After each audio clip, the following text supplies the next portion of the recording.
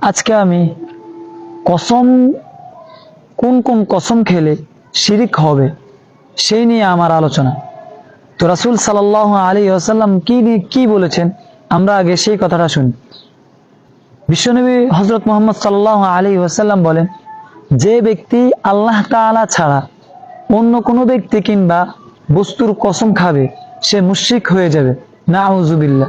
যেমনটি আমরা প্রতিনিয়ত করতে থাকি, যেমন একটি কসম আমরা সবসময় বলি, মাথার কসম, মাটির কসম, চোখের কসম, পিতামাতার কসম, সন্তানের কসম, মসজিদের কসম, কাবার কসম, আরো ইত্যাদি অনেক কিছুর আমরা কসম খেয়ে থাকি।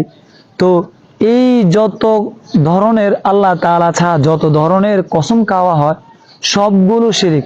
আর রাসূল কি বলেছেন তো শুনেছেন, রাসূল বলেছেন যারা আল্লাহ তাআলা ছাড়া অন্য কোনো ব্যক্তি বা বস্তু কসম খাবে সে মুশরিক হয়ে যাবে। আল্লাহ তাআলা আমাদেরকে এই সমস্ত শিরকি বিদআতি থেকে আল্লাহ তাআলা আমাদেরকে হেফাজত করুক, আমিন।